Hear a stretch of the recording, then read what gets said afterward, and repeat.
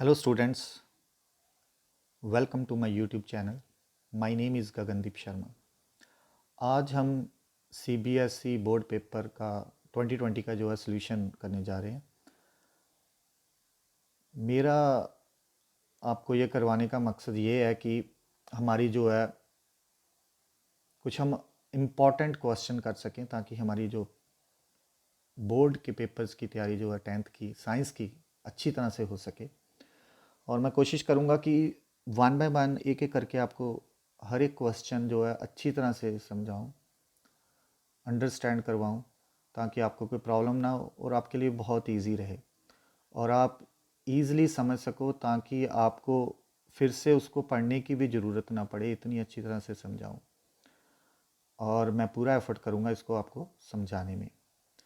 और one by one हम question, मुझे वैसे भी क्वेश्चन आंसर मोस्ट इंपॉर्टेंट है. अगर आप पढ़ लोगे तो इनके चांसेस काफ़ी हैं और आपको ये भी पता चल जाएगा कैसा पैटर्न आता है, कैसे क्वेश्चन आते हैं. तो आपके लिए कंपैरेटिवली पेपर्स की तैयारी जो अच्छी तरह से हो जाएगी.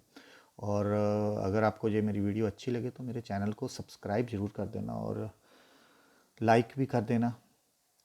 और चलो हम टाइम वेस्ट नहीं करते और जल्दी से क्वेश्चन वन बाय वन पढ़ते हैं. जैसे कि अभी फर्स्ट क्वेश्चन हम देख रहे हैं, यहाँ पर आया हुआ है. फर्स्ट क्वेश्चन है, right the number of valence electron present in nitrogen atom. पहले पूछा उन्होंने भी नाइट्रोजन के जो है वैलेंस इलेक्ट्रॉन का नंबर क्या है. हम जैसे जानते ही हैं कि जो नाइट्रोजन होता है उसकी जो एंड वाले शेल में उसका जो पहले तो एटॉमिक नंबर कितना होता है, 7 होता है. जो ये देख रहे हैं आप, अगर आप देखें तो ये जो नीचे वाला लिखा होता है, जो नीचे लिखा हुआ है ये उसका क्या है, ये उसका एटॉमिक नंबर है. एटॉमिक नंबर का मीन्स ये है कि उसके पास 7 इलेक्ट्रॉन है. 7 इलेक्ट्रॉन है. अगर उसके पास 7 इलेक्ट्रॉन हैं तो इसका मतलब ये हुआ कि उसके अगर पहले शेल में 2 इलेक्ट्रॉन है तो एंड वाले शेल में कितने हो गए, 1 2 3 4 5, ओके 7 हो गए. यानी वैलेंस शेल में कितने इलेक्ट्रॉन उसके 5 हैं. ओके, ये तो बहुत इजी था. और नेक्स्ट है हमारे पास, define the term induced electric current. अच्छा, इंड्यूस्ड इलेक्ट्रिक करंट जो है, इंड्यूस्ड इलेक्ट्रिक करंट जो है वो क्या होता है वो हम समझने की कोशिश करेंगे.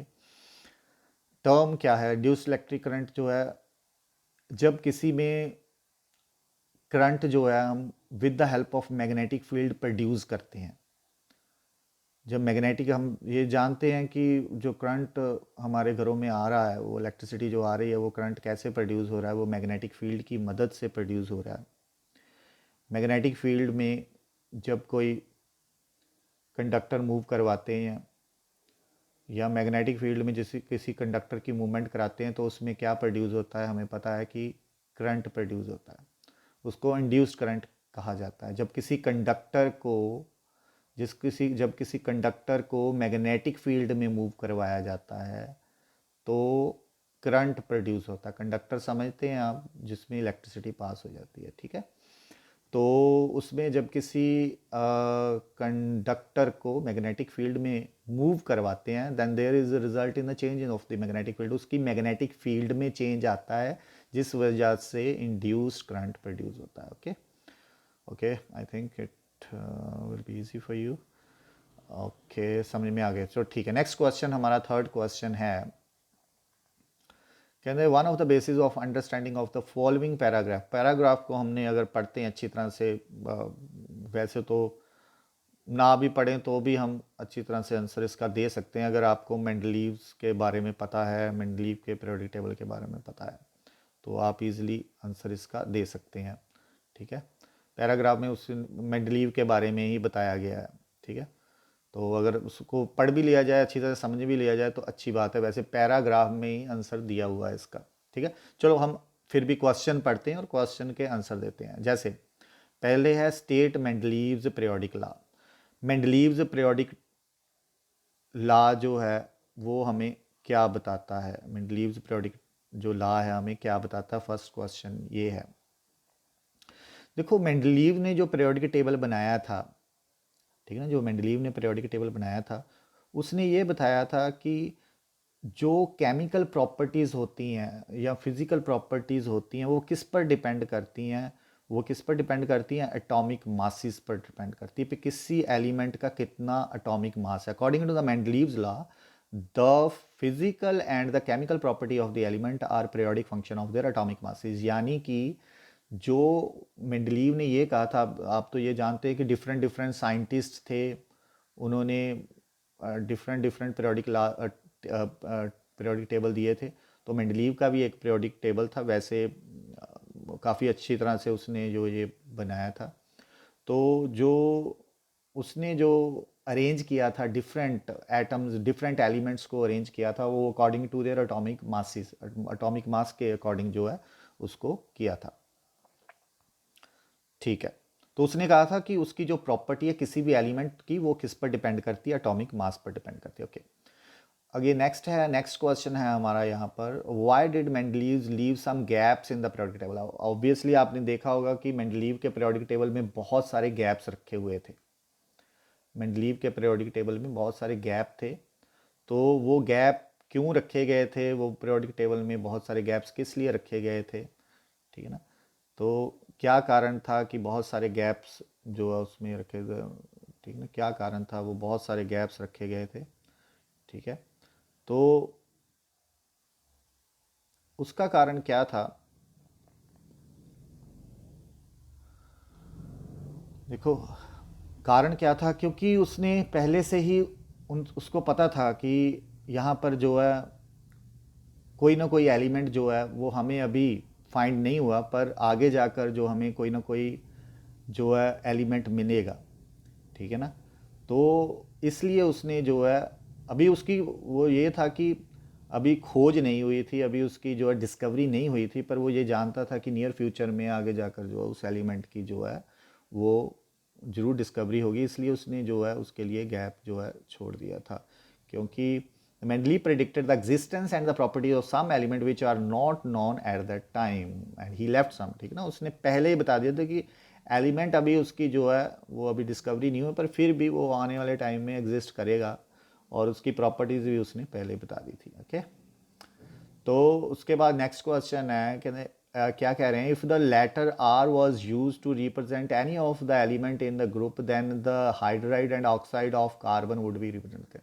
वो कह रहे हैं कि अगर हम कह रहे हैं कि आर जो है किसी भी represented by any of the element in the group, किसी भी एलिमेंट के द्वारा अगर आर द्वारा रिप्रेजेंट किया जाए, तो उसको अगर उसके हाइड्राइड और ऑक्साइड के बारे में बताना हो तो कितने लगे।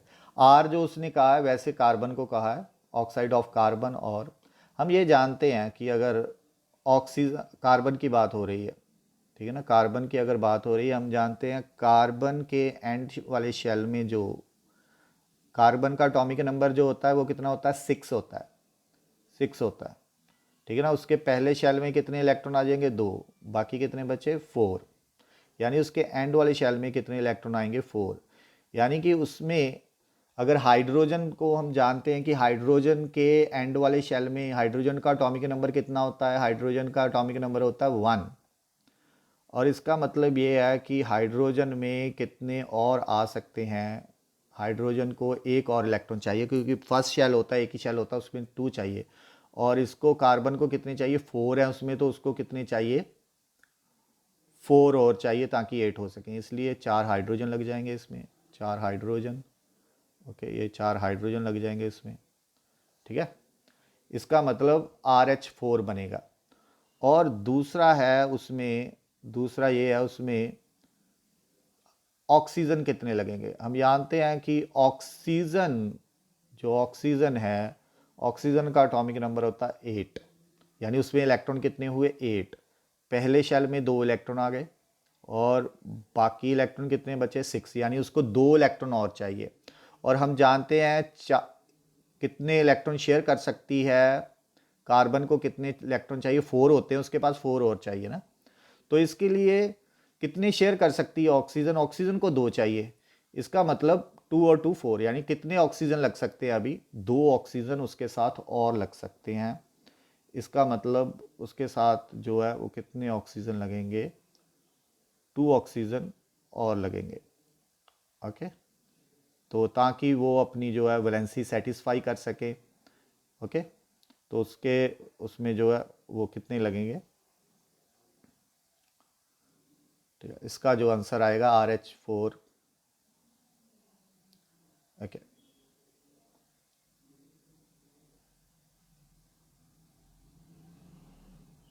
ओके, RH4RO2, ठीक है। और उसके बाद है आइसोटॉप्स। आइसोटॉप्स क्या होते हैं, ये सोचने वाली बात है। आइसोटॉप्स क्या हैं? आइसोटॉप्स किसको कहते हैं? आइसोटॉप्स हैं atomic atoms of an element with similar chemical property but different atomic masses। Isotope कहते हैं जिसकी केमिकल प्रॉपर्टीज तो क्या होती हैं, वो सेम होती है बट अटोमिक नंबर। जैसे कि फॉर एग्जांपल ये पहले वाला सही है उसका, जो फर्स्ट वाला ठीक है उसका क्या आंसर आएगा, फर्स्ट वाला आएगा, क्योंकि बिल्कुल सही बताया है कि केमिकल प्रॉपर्टी जो है वो क्या होती है, उसकी सेम होती है किसी एलिमेंट की, बट उसकी जो है एटॉमिक मासेस जो हैं वो डिफरेंट होते हैं। फॉर एग्जांपल हम हाइड्रोजन की बात कर लेते हैं। जैसे कि हाइड्रोजन है, हाइड्रोजन में क्या आता है हमारे पास, उसके 3 आइसोटॉप है। पहला है हाइड्रोजन का जो 3 आइसोटॉप कौन कौन से होते हैं, प्रोटियम होता है, ड्यूटीरियम होता है और ट्रीटियम होता है। ये 3 जो है उसके आइसोटॉप होते हैं। प्रोटियम का जो मास होता है वो 1 होता है, ड्यूटीरियम का 2 होता है और ट्रीटियम का 3 होता है। और जो अटोमिक नंबर है उनका सभी का 1 1 होता है। क्यों? क्योंकि सभी में एक एक प्रोटॉन होता है और एक एक ही इलेक्ट्रॉन होता है, इसलिए इस वजह से उनकी केमिकल प्रॉपर्टीज सेम होती है। केमिकल प्रॉपर्टीज किस पर डिपेंड करती हैं? नंबर ऑफ इलेक्ट्रॉन और नंबर ऑफ प्रोटॉन पर डिपेंड करती हैं, एटॉमिक मास पर डिपेंड नहीं करती। ओके, इसलिए इनकी केमिकल प्रॉपर्टी सेम होती है आइसोटॉप की, क्योंकि उनमें उनमें सेम नंबर ऑफ इलेक्ट्रॉन और सेम नंबर ऑफ प्रोटॉन होते हैं, but different number of atomic masses होते हैं पर। ओके, इसलिए इसका आंसर आइसोटॉप का क्या है, atoms of an element with similar chemical property but different atomic masses. Very good. उसके बाद कुछ नेक्स्ट पैराग्राफ दिया गया हमें। उस पैराग्राफ में हम देखते हैं कि on the answer the question number 4 on the following basis of understanding of the following material. India is today is facing a problem of overuse of resources, contamination of water and soil, and lack of method of processing of waste. The time has come for the world to say goodbye to single-use plastic. Steps must be undertaken to develop the environment-friendly substitutes, effective plastic waste collection and method of disposal. Indore treated 15 lakh metric tons of waste in just 3 years through biommining and bioremediation technique. Bioremediation involves the introducing microbes into a landfill to naturally break it down, and biomining involves use Tremel machines to shift through a waste to separate the soil and the waste, the city management to। Okay, ये एक paragraph दिया गया। हम इसमें जो है अगर question answer देखें, state 2 method of effective plastic waste collection in your school. कौन से स्कूल में कह रहे हैं कि कौन से मेथड हम 2 मेथड बताए जाएं जो कि हम 2 मेथड बताए जाएं जो कि हम यूज़ कर सकते हैं अपने स्कूल में, ताकि प्लास्टिक वेस्ट जो है उसका जो है कलेक्शन की जा सके।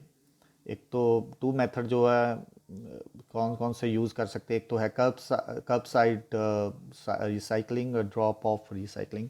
वैसे ये क्या है, इसमें क्या होता है, सिंपल है कि जो रीयूजेबल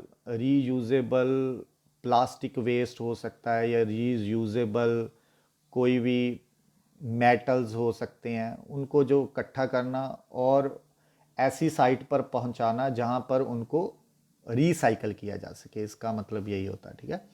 कर्ब साइड रिसाइकलिंग की जा सकती है और ड्रॉप ऑफ रिसाइकलिंग उनकी की जा सकती है, ओके। उसके बाद है name any two uses of single use plastic in daily life.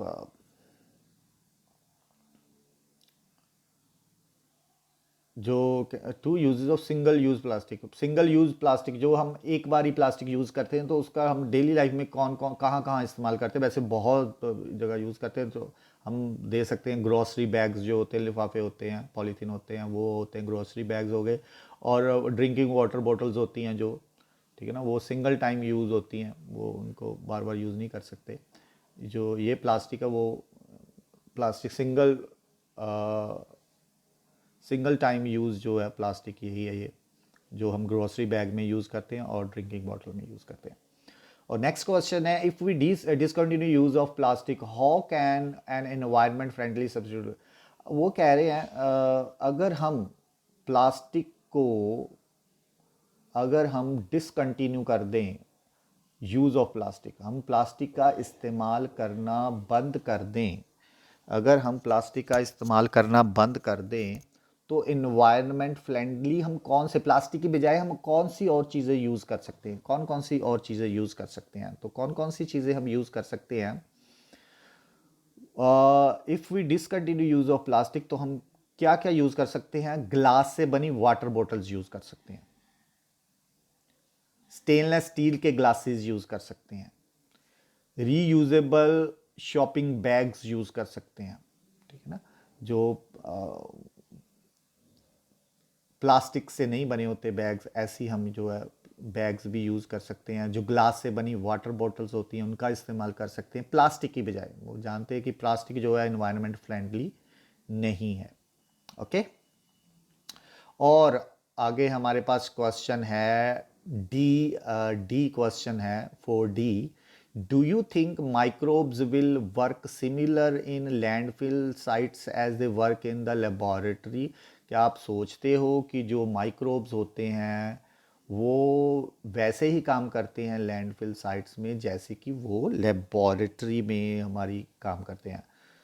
तो हाँ, वैसे ही काम करते हैं, लेबॉर्ट्री में जैसे काम करते हैं वैसे ही वो लैंडफिल्स में भी काम करते हैं। तो सिमिलर वे में काम करते हैं, बिल्कुल सिमिलर वे में ही काम करते हैं जैसे वो हमारी लेबॉरेटरी में काम करते हैं। माइक्रोब्स का क्या काम होता है। माइक्रोब्स का काम होता है डिग्रेडेशन करना। माइक्रोब्स का काम है हमारा, क्या होता है माइक्रोब्स का काम क्या है। माइक्रोब्स का, ठीक है, माइक्रोब्स का काम है बायोडिग्रेडेशन करना। उनको जो है, जब हम जानते हैं कि कोई फ्रूट्स वगैरह अगर गिर जाते हैं तो फ्रूट्स को वो सिंपलर फ्रूट्स या कोई भी पत्ते होते हैं वो गल सड़ जाते हैं। वो किस वजह से गलते सड़ते हैं, माइक्रोब्स की वजह से, ठीक है ना। तो वो डीकम्पोज करते, कम्प्लेक्स को वो सिंपलर वन में तोड़ देते हैं, सिंपल कंपाउंड में तोड़ देते हैं, कम्प्लेक्स को सिंपल कंपाउंड में ब्रेकअप कर देते हैं। तो यस, माइक्रोब सिमिलर वे में काम करते हैं जैसे लेबोरेटरी में काम करते हैं, ओके। नेक्स्ट क्वेश्चन है, which of the following statement is correct about the human circulatory system. जो इंसान का सर्कुलेटरी सिस्टम है उसके बारे में ये क्वेश्चन नीचे दिए हुए हैं स्टेटमेंट्स, वो उसमें बताना है कि कौन सी ठीक है स्टेटमेंट, इनमें से कौन सी करेक्ट स्टेटमेंट है। सर्कुलेटरी सिस्टम आप जानते हैं, सर्कुलेटरी सिस्टम जो ब्लड सप्लाई है हमारी, जो डिफरेंट पार्ट्स को ब्लड सप्लाई जाती है हमारी ह्यूमन बॉडी में, तो उसमें कौन सी। Blood transport only oxygen and not carbon dioxide. नहीं, ब्लड जो है वो ऑक्सीजन भी सप्लाई करता है, कार्बन डाइऑक्साइड भी सप्लाई करता है। ये गलत है, ये सही नहीं है। Human heart has 5 chambers. No, human has 4 chambers. Human heart has 4 chamber. हमारे हार्ट के कितने चैम्बर होते हैं, 4 चैम्बर होते हैं, ओके, ठीक है। Valve ensures that the blood does not flow backward, okay. हमारे पास, हम जानते हैं कि हमारे जो हार्ट होता है, हार्ट के जो हैं 4 चैम्बर्स, हार्ट के 4 चैम्बर्स हैं। यहाँ पर जो है वाल्व्स लगे होते हैं, ओके, ये वाल्व्स लगे हुए हैं। तो वाल्व जो है, अगर ब्लड यहाँ पर चला गया है वाल्व यहाँ पर ब्लड अगर चला गया तो ब्लड को वापस नहीं जाने देते ये। अगर यहाँ पर ऑरिकल से वेंट्रिकल में ब्लड चला गया, ऑरिकल से वेंट्रिकल में ब्लड चला गया है, तो ये वाल्व, यहाँ पर वाल्व्स लगे होते हैं, बाइकस्पिड और ट्राइकस्पिड वाल्व लगे होते हैं, वो ब्लड को वापस नहीं जाने देते। तो ये स्टेटमेंट जो है, ये स्टेटमेंट करेक्ट है। ओके, तो ये स्टेटमेंट करेक्ट है, सी वाली स्टेटमेंट जो करेक्ट है। ठीक है, तो वो रोकते हैं, वाल्व्स जो है रोकते हैं, ensures that the blood does not flow backward. Okay, ठीक है। नेक्स्ट है question number 6, anaerobic process. Anaerobic process के बारे में क्वेश्चन आंसर है, takes place in yeast during fermentation. बिल्कुल सही है, ये पहली स्टेटमेंट ही करेक्ट आ जाती है। ठीक है ना, पहली स्टेटमेंट ही करेक्ट है, takes place in yeast during fermentation. Fermentation एक प्रोसेस है जो यीस्ट में होती है in the absence. Anaerobic process क्या है? It is the process which takes place in the absence of oxygen and result in the formation of carbon dioxide, ethanol. Ethanol जो बनाया जाता है फर्मेंटेशन प्रोसेस द्वारा and result in the production of carbon dioxide. Okay, तो takes place in yeast. Yeast में जो fermentation होती है, ये बिल्कुल फर्स्ट स्टेटमेंट जो है बिल्कुल ठीक है। ओके, फर्स्ट वाली ही ठीक है। उसके बाद है मोस्ट ऑफ द डाइजेशन, और में दिया गया है question, most of the digestion and absorption of the food takes place in. ज़्यादातर डाइजेशन जो हमारे भोजन की है वो किस में हो जाती है? वो फर्स्ट वाला ठीक है, इसमें स्मॉल इंटेस्टाइन में ही मोस्ट ऑफ द डाइजेशन जो है हो जाती है। अब्जॉर्प्शन भी इसी में ज़्यादातर स्मॉल इंटेस्टाइन में हो जाती है। ठीक है ना, हमें पता है कि जो फूड जाता है पहले स्टमक में जाता है, इसोफेगस में जाता है, फिर स्टमक में जाता है, फिर स्मॉल इंटेस्टाइन में, फिर लार्ज इंटेस्टाइन में जाता है। पर जो स्मॉल इंटेस्टाइन में, उसमें ही मेनली डाइजेशन एंड एब्जॉर्प्शन होती है। डाइजेशन मतलब डाइजेस्ट होता है फूड, एब्जॉर्प्शन मतलब जो न्यूट्रेंट होते हैं एब्जॉर्ब हो जाते हैं। तो वो फर्स्ट वाला ही ठीक है, इसमें ए वाला ही। लीवर, हमें पता है लीवर तो क्या करता है, बाइल रिलीज़ करता है, तो वो उसका काम बाइल रिलीज़ करना है ताकि फैट्स जो है वो उसकी जो है एमल्सिफिकेशन हो सके। स्टमक जो है वो एसिड रिलीज़ करता है। ठीक है ना, लार्ज इंटेस्टाइन जो बच्चा खुचा जो उसमें जो न्यूट्रिएंट रह गए या वाटर रह गए वो उसको रीअब्सॉर्ब करता है। तो मेन जो डाइजेशन और एब्जॉर्प्शन होती है वो किस में होती है? वो होती है स्मॉल इंटेस्टाइन में। फर्स्ट वाला जो स्मॉल इंटेस्टाइन आ जाता है वो स्मॉल इंटेस्टाइन जो होता है ऐसे ऐसे करके ना, ऐसे ऐसे करके जो स्मॉल इंटेस्टाइन होता है, इसके, ये लार्ज इंटेस्टाइन है, इसके बीच में, इसके बीच में स्मॉल इंटेस्टाइन होता है। ओके, तो सारी जो अब्जॉर्प्शन इसी में हो जाती है। Okay, fertilisation. ओके, थोड़ा बंद कर देता हूँ, थोड़ा फ्लाइट मोड में लगा देता हूँ इसको। ओके, नेक्स्ट है,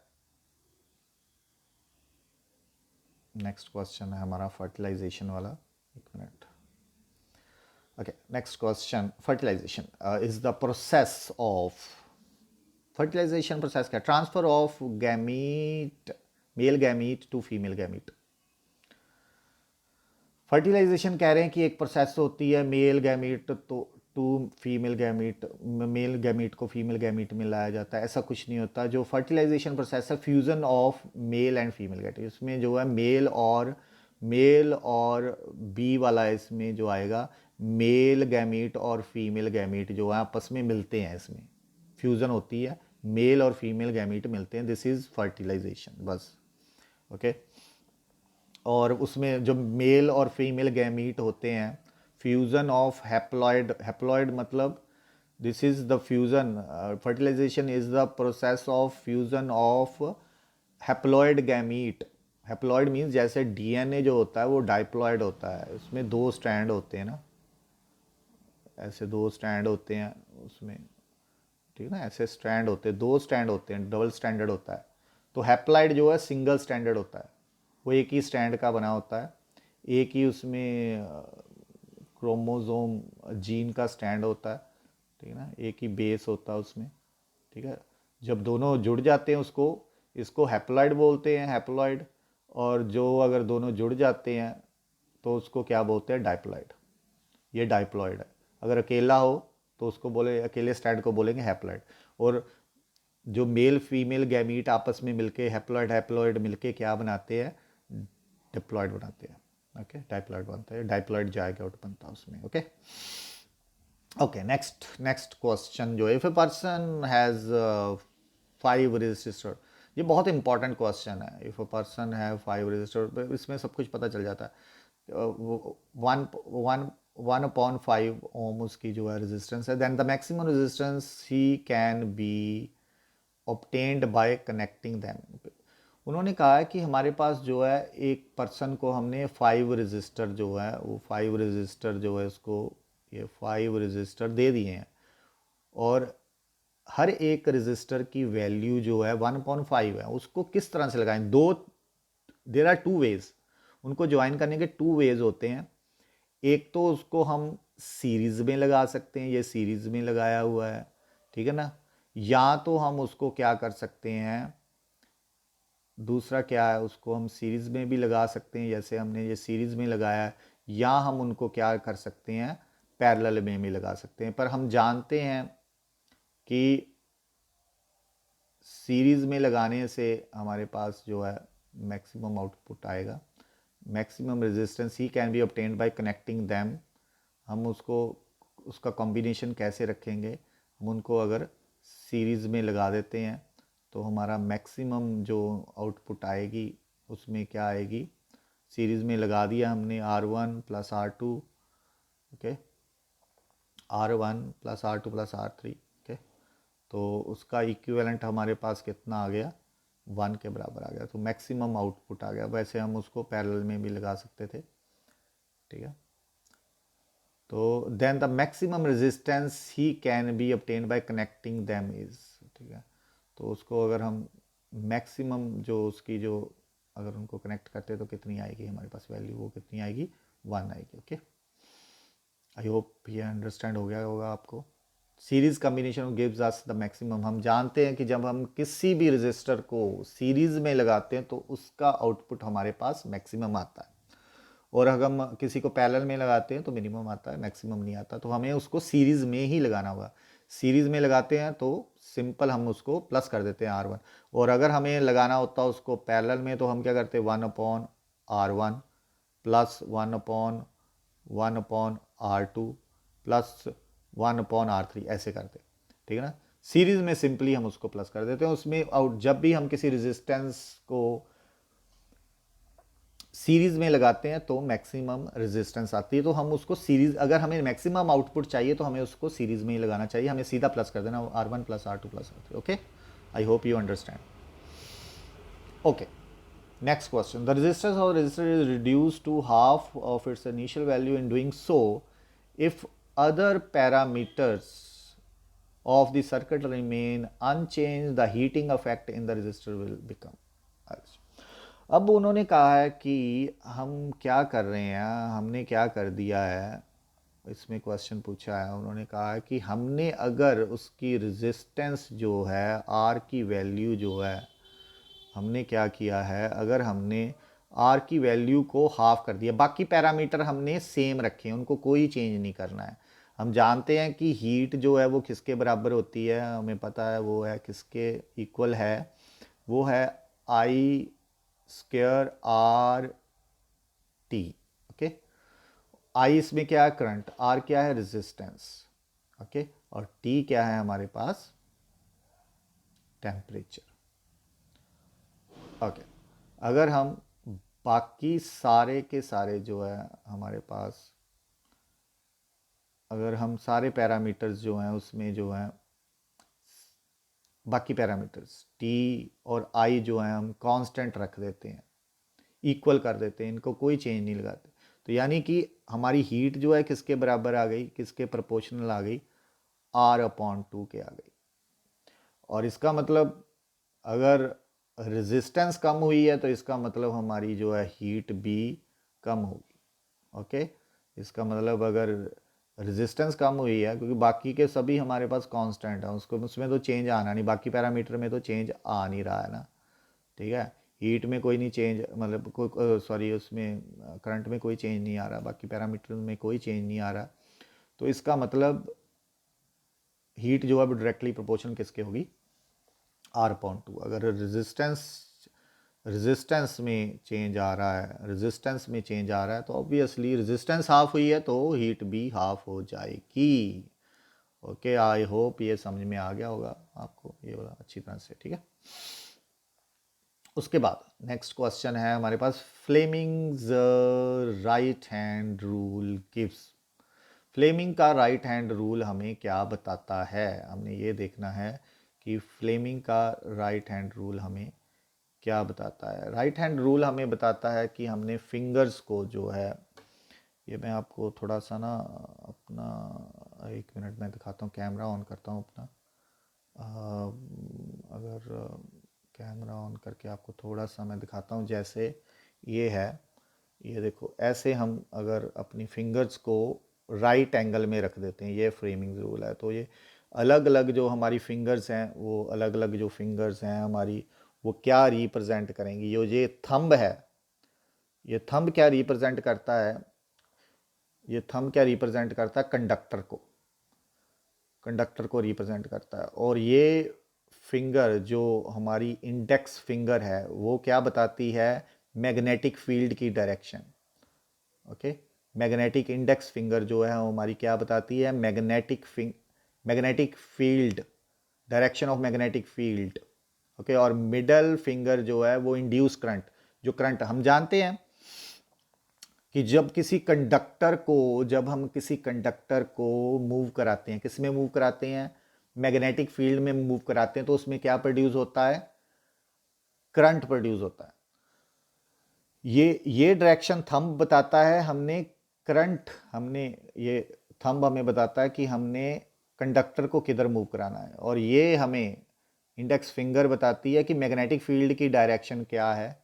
और फिर उसके बाद हमें पता चल जाएगा कि जो मान लो हमने मैग्नेटिक फील्ड इस डायरेक्शन को है और हमने कंडक्टर ऊपर वाली ये थंब वाली डायरेक्शन, इसका मतलब उसका करंट किधर प्रोड्यूस होगा, जो मिडल फिंगर की डायरेक्शन में। तो ये तीनों को हम जब राइट एंगल पर रखेंगे तो हमें ये फ्लेमिंग का राइट हैंड रूल है जो हमें बताता है डायरेक्शन ऑफ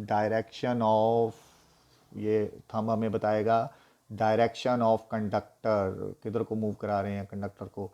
ये इंडेक्स फिंगर बताएगी मैग्नेटिक फील्ड की डायरेक्शन कहाँ है, और ये मिडल फिंगर हमें बताएगी जो इंड्यूस करंट प्रोड्यूस हुआ है उसकी डायरेक्शन का है। Okay, I hope you understand this. Okay, ठीक है। उसके बाद नेक्स्ट क्वेश्चन है, ठीक है, आई होप ये समझ में आ गया होगा आपको। मुझे इसमें अभी कैमरा चलो ऑफ कर देते हैं, अभी तो कैमरे की जरूरत नहीं है इसमें, ठीक है, तो कैमरा ऑफ करते हैं। ओके, ठीक है। अभी नेक्स्ट क्वेश्चन है हमारे पास, which one of the following statement is not true about the nuclear energy generation. 10th question है हमारे पास, इन अ रिएक्टर,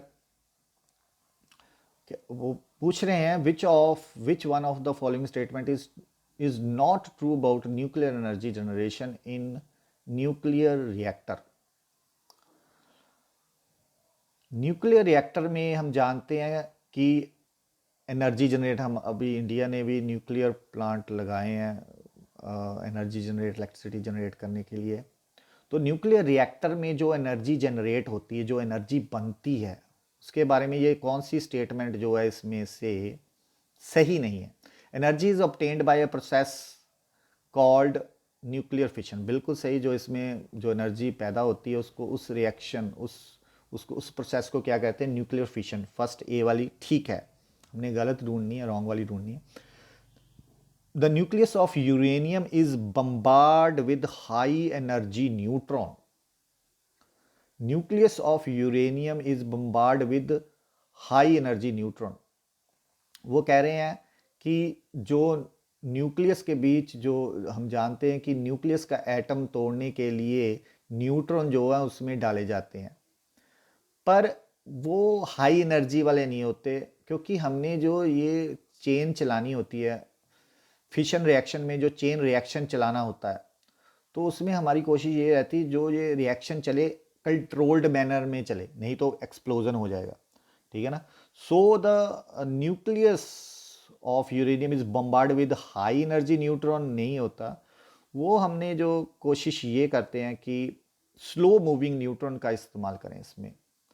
स्लो मूविंग न्यूट्रॉन की मदद से हम जो है न्यूक्लियस को तोड़ने की कोशिश करें।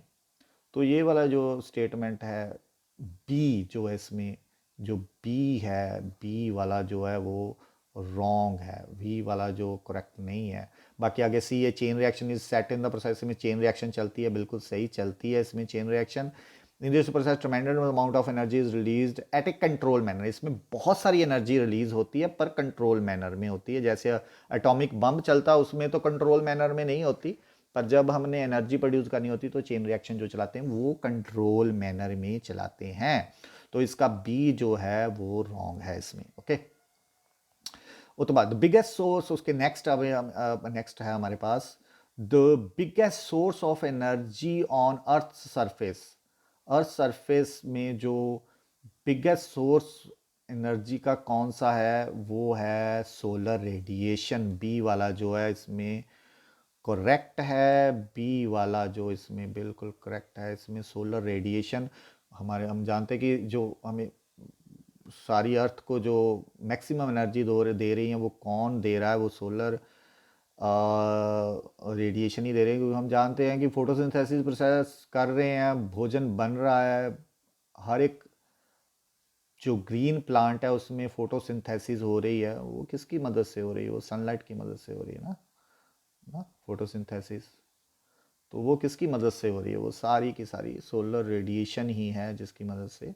विदाउट सोलर रेडिएशन हम जो है सन के बिना नहीं रह सकते। तो मैक्सिमम जो हमें एनर्जी मिल रही है वो सोलर रेडिएशन से ही मिल रही है। Food web is constituted by food web, क्या इसमें स्टेटमेंट देखते हैं।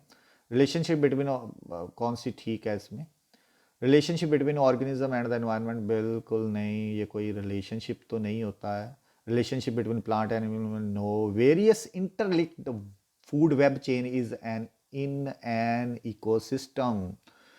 वेरियस फूड, वेरियस इंटरलिंक्ड, बहुत सारी फूड चेन जो है वो आपस में जुड़ी होती हैं, और एक किसी भी इकोसिस्टम में बहुत सारी फूड चेन जब आपस में मिलती हैं तो वो क्या बनाती हैं, वो बनाती हैं फूड वेब। बहुत सारी चेन फूड चेन मिलके क्या बनाती हैं, वो बनाती हैं फूड वेब, फूड वेब बनाती हैं, इंटरलिंक्ड। ओके, ठीक है, तो ये स्टेटमेंट बिल्कुल करेक्ट थी। ओके, अब फूड चेन तो आप समझते हैं, the relation between the different, वो क्या होता है, वो एक जो ऑर्गेनिज्म है दूसरे ऑर्गेनिज्म पर डिपेंड करता है, उसको फूड चेन कहते हैं। और जो फूड चेन एक दूसरे पर निर्भर करती हैं, वो इंटरलिंक होती है, तो उसको क्या कहते हैं, फूड वेब कहते हैं। ओके, आई होप ये भी आपको समझ में आ गया होगा। Choose the incorrect statement of the following, इनमें से कोई फ्रॉम द फॉलोइंग कोई जो है वो incorrect statement. Ozone is a molecule formed by 3 element of, बिल्कुल सही। ओजोन हम जैसे जानते ही हैं वो 3 एलिमेंट से बनती है। वो ओजोन क्या होती है, O3 होती है ओजोन। ओके, ठीक है। दूसरा है ozone shields the surface of the earth from ultraviolet radiation, बिल्कुल सही है। वो अल्ट्रावायलेट रेडिएशन से हमारी बॉडी को, हमारे हर अर्थ पर जो ऑर्गेनिज्म रहते हैं, लिविंग ऑर्गेनिज्म, उनको बचाती है। नहीं तो हमें स्किन कैंसर हो सकता है और स्किन रिलेटेड प्रॉब्लम्स हो सकती हैं अगर ओजोन ना हो। ओजोन इज डेडली पॉइजनस, बिल्कुल सही। ओजोन वैसे बहुत पॉइजनस होती है हमारे लिए। तो ओजोन के एटमॉस्फेयर में हम जिंदा नहीं रह सकते। अगर हमारे पास हमें कहा कि हम अगर ओजोन को इनहेल करेंगे तो हम नहीं जिंदा रह सकते, तो पॉइजनस होती है बहुत ज़्यादा। Ozone gets decomposes by ultraviolet radiation, ये जो स्टेटमेंट है ये रॉन्ग है। ओजोन जब डीकम्पोज हो जाती है अल्ट्रावायलेट रेडिएशन से, नहीं, ऐसा कुछ नहीं होता। जबकि हम ये देखो, ये हमारे पास एक डायग्राम है, जब ऑक्सीजन जो हवा में होती है जब उस पर पड़ती है यूवी रेडिएशन पड़ती है तो वो मोनो एटॉमिक बन जाती है। जैसे ये डाई एटॉमिक ऑक्सीजन ना O2 है, तो वो क्या है, मोनो एटॉमिक बन जाती है, ठीक है ना। ये O2 है, ये डाई एटॉमिक है, तो जब उस पर यूवी रेज टकराती हैं तो वो ऑक्सीजन ऑक्सीजन में टूट जाता है। और ये जो मोनो ऑक्सीजन है, फिर ये मोनो ऑक्सीजन जिस डाई एटॉमिक से मिलकर क्या बनती है, ट्राई एटॉमिक बनती है, ये ट्राई एटॉमिक बन जाती है, यानी ओजोन बन जाती है। यानी कि यूवी रेज तो ऑक्सीजन जो ओजोन को बनाने में हेल्पफुल होते हैं। तो ये स्टेटमेंट ये कह रही है कि ओजोन डीकम्पोज हो जाती है, ऐसा कुछ नहीं, with the help of UV radiation ऐसा कुछ नहीं, वो और बनती है ओजोन। ठीक है, आई होप ये भी आपको अच्छी तरह से जो है समझ में आ गया होगा। क्वेश्चन ये वाला भी आपको अच्छी तरह से जो है समझ में आ गया होगा। ठीक है, आगे नेक्स्ट हमारे पास है, from the following question number 13 and 14 two statement are given below labelled assertion. तो अब उन्होंने असर्शन दिया हुआ है और अब देखना है कौन सी जो असर्शन जो है ठीक है, ठीक है, और रीज़न ठीक है, आपने ये देखना है। ठीक है, तो चलो हम देखते हैं क्या है। जैसे स्टेटमेंट हमारे पास, स्टेटमेंट देखते हैं, ये वाली स्टेटमेंट है हमारे पास, ये देखो, ये असर्शन और रीज़न दिया हुआ है। असर्शन देखो, फॉलोइंग बैलेंस्ड इक्वेशन है हमारे पास, एक बैलेंस्ड इक्वेशन दी हुई है। इसमें बैलेंस्ड इक्वेशन में क्या है, जो आयरन है, जो Fe आयरन है, वो हाइड्रोजन से रिएक्शन कर रहा है, वाटर से रिएक्शन कर रहा है, यानी जो उसको रस्टिंग प्रोसेस है, ये मेनली रस्टिंग प्रोसेस इसको कह सकते हैं हम। तो इसमें क्या है, Fe2O4 बन रहा है और 4H2 बन रहा है। ओके, तो इसमें जो है बन रहा है, ठीक है। तो उसमें रीजन दिया, the law of conservation of mass holds good for the chemical equation, chemical equation. तो उसका रीजन दिया है, ये केमिकल रिएक्शन, जो ये हम केमिकल रिएक्शन देख रहे हैं ये हो रही है, उसका कारण क्या है, उसका कारण है law of conservation of mass. बिल्कुल सही बात है, इसका रीजन बिल्कुल सही है। ठीक है, क्यों सही है, क्योंकि हम देखते हैं जितने आयरन, यहाँ पर 3 आयरन है, तो यहाँ पर भी हमारे पास 3 आयरन है, यहाँ पर हमारे पास 4 टू या 8, 4 टू द 8, हमारे पास 8 हाइड्रोजन है, तो हमारे पास यहाँ पर भी 8 हाइड्रोजन है, यहाँ पर 4 ऑक्सीजन है, तो यहाँ पर हमारे पास 4। Law of conservation of mass यही कहता है कि जितने एटम्स जितने एटम्स जो हैं वो हमारे पास रिएक्टेंट साइड में है, उतने ही एटम्स, उतना ही मास प्रोडक्टेंट साइड में भी होना चाहिए। मास का भी जो है इसमें उतना ही रहता है, वो लॉस नहीं होता केमिकल रिएक्शन में। और असर्शन और रीज़न जो है वो दोनों सही हैं, इसका ए आएगा, ये वाला, both A and R, assertion and reason are true and R is the correct explanation of the assertion. ये बिल्कुल सही असर्शन, बिल्कुल अच्छी तरह से ये जो है रीज़न एक्सप्लेन किया गया। Good good. ओके, नेक्स्ट है हमारे पास असर्शन आ रही है, the sex of the child in the human being will be determined by the type of chromosome he she inherit from the father. उसका रीज़न अभी बताया गया है, a child who inherits x chromosome from his father would be a girl, while the child who inherits Y chromosome from the father would be a boy। बिल्कुल सही है, इसमें भी ए ही आएगा। असर्शन जो है और रीज़न बहुत अच्छा है, मैं आपको एक्सप्लेन भी कर देता हूँ इसका, ये इम्पॉर्टेंट भी है, ये काफ़ी इम्पॉर्टेंट है। इसमें क्या बताया गया है असर्शन और उसमें क्या बताया गया है, हम जैसे जानते हैं कि हमारे पास, हम ये बात जानते हैं कि जो फीमेल होती है उसके पास जो है एक्स एक्स क्रोमोज़ोम होते हैं, जो फीमेल होती है, और जो मेल होते हैं उसमें जो है एक्स वाई क्रोमोज़ोम होते हैं। मेल में एक्स वाई क्रोमोज़ोम, और जब एक्स एक्स क्रोमोज़ोम मिलते हैं तो उसमें क्या बनता है, उसमें गर्ल चाइल्ड बनता है, गर्ल चाइल्ड होता है। और जब एक्स और वाई क्रोमोसोम जो आपस में मिलते हैं तो उसमें बॉय चाइल्ड होता है, ठीक है। तो ये उन्होंने बिल्कुल अच्छी तरह से समझाया कि उसमें यही कहा गया पहले में, the sex of the child of the human being determined by the type of chromosome.